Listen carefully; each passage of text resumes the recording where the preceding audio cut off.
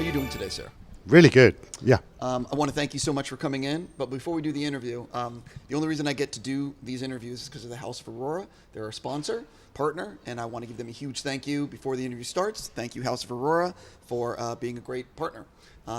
So you've worked with Steve on all of his movies, if I'm not mistaken. Yeah, I've cut all 4 feature films. What was it like the first time you met him? Did you have any idea that he was going to be such a great director? Steve was really well known for having won the Turner Prize in London, so I knew of him and I'd seen one of his art pieces. But it was really hard to get, normally when you meet somebody for an interview, you kind of get all their movies out and sort of try and kind of do your prep. But in this case, I couldn't get my hands on anything. I think his nearest show was in Berlin. So I just went by, meeting him, and we discovered that we actually grew up in the same part of London, Ealing, in a small, suburb of London. So we had a lot in common straight away. You know how I know he really likes you? Because he's worked with you for, I think, 4 times. Yeah. Because if he didn't like you, you would have been cut after the first one or the second one. Yeah. You know what I mean? Yeah. It's one of those. Have you ever thought about that? Like, oh, he must really actually like me or like my work. We're just, it's 10 or 11 years, I think we've been together now, and it's very unusual.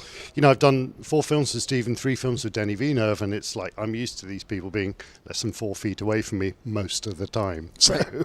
They're kind of like family. What would surprise people to learn about all of his movies? Do they generally run long and you have like crazy long first cuts? Or is he pretty brutish in terms of on the shoot? They're very economical in the way that they film. I mean, Sean and Steve have been working together far longer than the 2 of us have worked together. And they try to kind of achieve things in one-ers and in one take as much as they possibly can, in one shot. And there's a lot of that in their films. And it's kind of sometimes a bit of a challenge as an editor to try and kind of make that work. But, it's a signature style. He hates the word coverage, which other directors do all the time, is many different angles of the same thing. Steve's sort of allergic to that. So he tends to limit the number of choices. And they also shoot on film, single camera. So it's really great for me. I don't have to wade through hours and hours of material every day. Doesn't Roger Deakins do the same thing? It's true, yeah. Even on Sicario, I think there was only one sequence that had more than one camera. Yeah, I think, well, he's reached the point in his career where no one's going to say fuck to him. So, it's like, if I want to do it that way, it's going to be done that way. It's a bit of a joy. That's the thing, isn't it? With these kind of directors of photography, you look at their material. I'm looking at their dailies every day, and you feel like, okay, I'm the guy who gets to cut this today, which is unique. I'm the only person cutting their stuff today. And no, it's a real blessing. How much are you involved with the DOPs in the footage, in the editing room? How much is it like you looking at everything and doing your pass, and maybe they come in later? What's that relationship? Well, there's kind of politics to that. I try to keep out of their way. I mean, it's a very intimate relationship on set with the director of photography and a director. And I don't want to come in the middle of that. I don't want to get in the way. I mean, we also have sufficient respect for each other. I kind of know what they're doing, what they're trying to achieve, and they know what I'm trying to achieve. And, hopefully we like what each other's doing. I tend to keep a deliberate distance. Well, what about in the editing room, though? Yeah, it's still. I mean, Sean, of course, has seen the cut and is very involved with the grading, of course, of the film. But he's, we've been on the cut for a long time, and Sean's made another film, or maybe even 2 sometimes. So it's great to have them back in with a kind of fresh take on their material that they shot maybe, 10 months before. Jumping into Widows, I don't want to do any spoilers, but I will say that the beginning of the movie has some very interesting and cool editing. Cool. Was that always in the script? Was that something you discovered in the edit? There was lots of, the whole film, it's a heist movie, fundamentally. It's a heist genre film. And the kind of typical editing pattern of those is, accelerating pace towards a thrilling conclusion. And of course, it's me and Steve, so we're kind of trying to subvert that sometimes. But we do start with a kind of really confrontational, I'd say, opening, and cross-cutting a morning and an evening and a heist gone wrong, and it's very, very, hopefully very arresting and gives you a jolt of energy. It definitely does. And lays out the stall of these for Widows. So, and then it's all very finely tuned stuff. We worked on everything really hard. Actually, a real joy the other night was hearing a big laugh for one particular line, and it was always a joke that I think only me and Steve ever found funny for like 2 or 3 screenings we had, where you'd just get a little chuckle. And then last night we got a big laugh, and that was, we'd gone back in there and we did a really tasteless cut to make it work, and it's kind of a bit of a joy to see it working. Everything like that's very finely tuned. Talk a little bit about, with the 4 films he's made, have any dramatically shifted in the edit compared to what maybe you thought it was going to be going in? All of them. I mean, all of them. But 12 Years a Slave was a really big version of that. I mean, originally the story was based on Solomon's Diary, which, is a linear story. He starts as a free man and then he's abducted into slavery. And then we assembled the film that way. And it was some weeks into doing a director's cut of it where we thought, this isn't really immersive enough.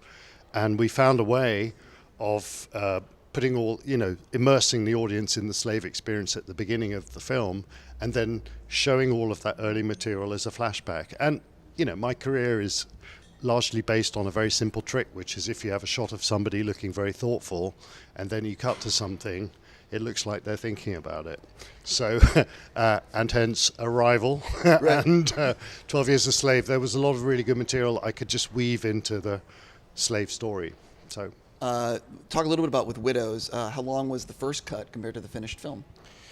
I'm not too sure. It was a little over, and we had to kind of cut a fair amount of material. There's a huge cast. I mean, it's a big ensemble. Completely. So it's like having a table with, spinning plates. And, part of the joy, though, I think, in the cut that we've made is seeing how things assemble and kind of link together. And sometimes one of the joys of it is you're following a thread and then you go completely left field and introduce a new character, and you haven't really worked out quite how they connect. And seeing that track into a kind of big finale is fantastic. Did you do any screenings, and what did you learn from those screenings that impacted the finished film? They're really important to us. Screenings with family and friends, of course. We ask people to be brutal and honest. And it's not, they do test screenings where you get 350 people who are invited to see a film, and that's kind of always instructive. But I wouldn't say necessarily reading the paperwork is the most instructive thing. For me, the most important thing is, how does it feel in the room? How does it play? And have you got them gripped? Are there lots of people going for a toilet break halfway through? Are people reloading popcorn halfway through? When did you lose them? And it's a very useful thing for an editor, because we're all willing on some sequences that may not work. And we have to kind of go through that experience to be able to kind of take out a few strands and see if it works better. So were there any storylines that got removed in Widows? I'm sure there were. I mean, there was a lot of structural changes. The way that, Viola's character, Veronica, remembers her past is in a very different order, for example, how it was planned. And it felt like there was a right time in the script to kind of deep dive into her character, which was, I think, later than it was intended, that kind of thing. I want to jump backwards. You cut Black Hat, if I'm not mistaken. Yes. And so there is an extended cut of that film that's now on FX. Were you involved in that extended cut? No, but I'm curious about that. I wonder if it's the cut. I was on the project for a year, and at the point I left it, there was a very robust cut. And I wonder whether maybe, I don't know too much about it. I'm only speculating that he might have gone back to that cut. Because it came out, and then it came out, and then they did this extended cut. Now, I haven't seen the extended cut yet, and I'm just wondering how much footage was removed from the theatrical cut that maybe could have gone in, because I guess it's a lot longer. I think the big change was an order change, but I'm speculating. I haven't seen what he's put up. And Michael's very, revised his cuts and is constantly working on that material. He's constantly ploughing the field, so I haven't tracked that latest change. I still want to go in depth on that one. But let's jump into what I call Blade Runner 2049, which is a movie I absolutely love. Wow. Denis said that his original cut was a lot longer than what actually ended up getting released. So what was it like being a part of that film? Well, a great experience. The third film with Denis, and did 3 films back to back, more or less. I mean, there was a short gap between Sicario and Arrival, and there was no gap. I mean, I finished the last shot on Arrival, which was putting in a shot of Amy Adams' hair in Zero Gravity on a Friday, and I was in Budapest on a Monday. So it was a straight run where, Denny's basically effectively 3 feet away from me for 2 years. It was, it's kind of out of body. It's really weird not having him 3 feet away from me. That's kind of oddest thing. But no, I love working on that project. Obviously, much more ambitious, VFX and CGI. There were 1,100 shots, and that's a different way of editing. You have to wait patiently for things to come on board. Well, I'm curious because again, he told me a much longer cut. What were you sad to see go? It's not quite true what he's saying there. I got into this discussion because I think most people don't realize that a first assembly is often a lot longer. Oh, no, completely. Especially when there are kind of experimental things. Like, for example, there was a baseline test in that film, if you remember, where he's reciting Pale Fire. And there was as first assembly, I put a lot of that in because it was really, really good. And we all knew that we'd only pepper it with a tiny little fraction of it. But, you probably could have gone out and, brewed a cup of tea while that was playing. So it was a long first assembly, and we actually broke it into 2 because our bladders are not that robust these days. Well, I think maybe he did say that to me, that there was talk at the studio of doing 2 parts. It's funny, when we did break it in 2, almost accidentally, we broke it at the point where he's had sex with Mariette. And it's the beginning of part 2 was her waking up in bed, and it was just struck us that it drew attention to the fact that that's unusually a film in 2 halves, that it starts with an eye opening and the second half starts with an eye opening, and there's a very different Kay in the first half where he's come to terms with his past and being a real boy in the second half. And that was just the way that we viewed it. I'm not sure it was considered to be a 2-film release. No, I think I could be mistaken. It's been a while, but I believe he said to me that the studio asked if he wanted to do a 2-parter. Yeah, it's very hard to throw away stuff like that. I mean, look, his in practice, when you're editing something like that, if you're doing a sequence where woman arrives at office to see her boss, you can imagine a setup shot or an establishing shot of her climbing the stairs into that office. You probably only need 3 to 5 seconds to tell that story in a conventional film. On Blade Runner, I've got a world-class shot of this amazing caustic light effect following Sylvia Hoeks, who's amazing to look at, climbing up the steps, and the first person that you see in the office is a man in the shadows, a blind man in the shadows with artificial sunlight crawling and raking across a huge water set. So, I mean, to make that 3 to 5 seconds long is killing a major world-class shot. Well, the other thing is, of course, there's people like me who just love the world of Blade Runner, and those longer shots just allow us to live in that world even longer. I think for me, the cinema experience is at its best when you get to really peer inside the soul of somebody and really track what's going on in their mind, and especially with a character like Kay, who's a little shut down and stoic and uncommunicative sometimes. I found it fascinating to look into his eyes, and I don't want to get in the way of that as an editor. I want to give you space to enjoy that moment. Sure. Maybe I asked this already, but which was the scene that you wish? Because again, like with the 2-part version, I know there must be some deleted scenes. Which is the one that maybe you were sad to see go? Or has it been too long? It's been too long. I've got no memory for pain. I'm sure it's like childbirth, probably. I think women will get mad at us, but No, but you don't remember the pain, which is why you volunteer to do it a second I get or a it. third time. Now I get it. Yes, completely. All right. Well, I will jump off that and go to Arrival, which I loved. Talk a little bit about being a part of that film and maybe how that film got changed in the editing room. Arrival was, the most compelling thing was always this stunning, Amy Adams performance, and we always knew that was kind of working beautifully. And what we needed to help with, a script is one thing, and that was a brilliant script. It's a page turner. But, in a script, you can point out what's going on in a verbal way that sometimes doesn't translate to screen. And we had to kind of reposition the moment where everybody realizes what really is going on and kind of make a stronger impact, because otherwise people are left to still be puzzling it out at the end of the film. We didn't want that. We wanted people to really know what the choice was at the end, which I think is very emotional. Oh, it's very emotional. And also, I think Denny saved our asses a little bit by shooting a lot of green screens of monitors without any particular purpose of where they're going to be. And it meant that gave us an opportunity in the edit to build up the outside world. And we could create little, news stories that were going on to give you an idea of why the tensions are building up outside the compound.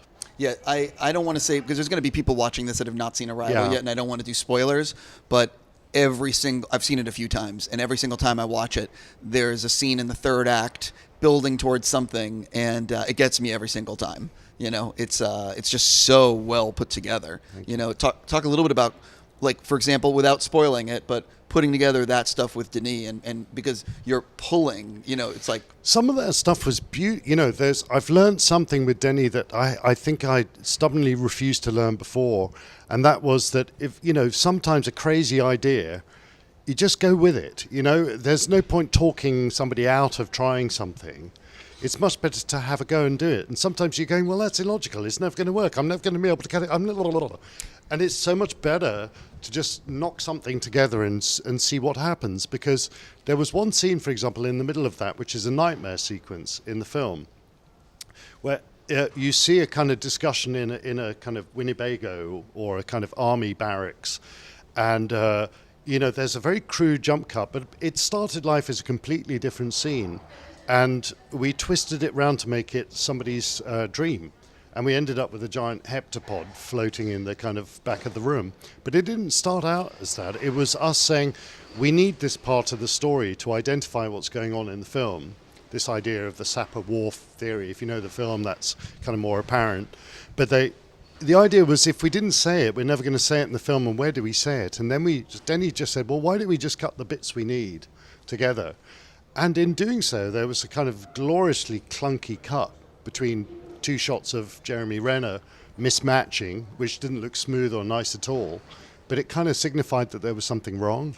And then you hold on Amy for an awfully long time looking off screen. You think you're going to cut to Colonel Webber, Forrest's part, and instead you reveal a giant heptapod floating, and then it's a dream. But that, we would never have found that kind of accident if I hadn't tried it.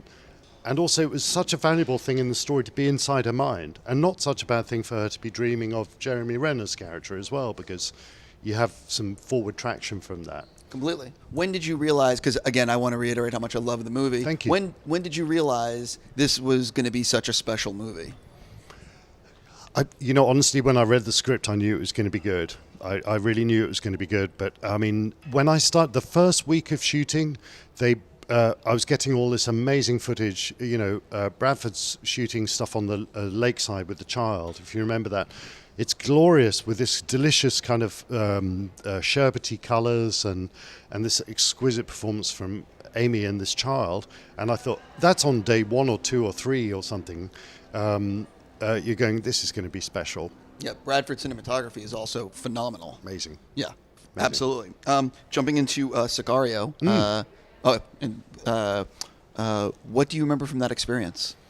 Sicario was joyful. That was my first time in this good country. I was in Montreal, and we came up to work there. And I was a Londoner, and I moved to LA at around the time 12 Years a Slave, and then moved up to Montreal. So that was really nice. It was kind of being under the radar a little bit. We could go and make our mistakes in a cutting room far away from prying eyes. And Sicario was very well. They're great planners. Denny and Roger, and the amazing storyboard artist Sam Hideki. They kind of think things through with the production designer, and that was very well planned. But the thing that I tried to crack on that edit, the thing that changed the most was trying to maximize Emily Blunt's kind of character's point of view. She's a moral woman watching immoral activity, and she's kind of us as we're watching and trying to piece things together. So it led to, for example, we dropped an absolutely awesome opening scene with Benicio del Toro, which had to hit the cutting room floor. That is basically a scene in which he's drowning a man and he goes too far and kills him before he's got the answer he wants. So he drags him onto the shore and then resuscitates him, only to start interrogating him again. And that was hard to cut. That was really hard to cut. But, by discovering Benicio's character through Emily at the time when she first meets him, it just benefited the film. It anchored it in her viewpoint. Did you ever think that it was going to be there would be a sequel? I didn't know. I mean, honestly, I haven't had time to see the sequel. I'm dying to see it. I want to see it on a big screen while it's still there. It feels a little weird because it feels like, looking at your ex-partner's baby or something. I will tell you, I really enjoyed the sequel, but Sicario is still, the music, Roger's work. Johan Johansson's score was amazing on that. It's next level. It adds so much. It's a combination. It's the alchemy of everyone's, contribution. Everyone is firing on high cylinders there. No, I remember as well the opportunity on that film was something that really worked on as a script and really worked on set. And it was the glorious kind of rare occasion where you're working on an edit where you're not having to change anything too much because the story works. You're just fine-tuning the details. So all the kind of every little frame of the bridge sequence, for example, is meant to be, frame accurate, perfect timing. Where do you put a shot of a dog barking? Where's the perfect time in that sequence to ratchet up the tension, So, no, it was fun. It was a luxury job. My last thing for you. I believe that Denis will be doing Dune, and he's talked about it as a two-parter. How much are you familiar with Dune? Do you know, I kept away from Dune discussions. I'm seeing Denny straight after this interview for a cup of tea, I hope, and I'll find out more. But, I want to be fresh. It's good for me to come in from outside a little bit and read the script when they're ready with it, if it's coming my way. And that's not a certainty. But I kind of don't want to load it too much with the older film or reading the book. I just want to see what his vision is. Completely. I have a million other things, but there's about to be a huge party. Yeah. And Can we stay and party? I think that you could. Okay. Cool. So I'm just going to say thank you so much for coming in. My and pleasure. a really big fan of your work. And I really recommend Widows. Thank you so much. That's really good to talk to you. Thank you.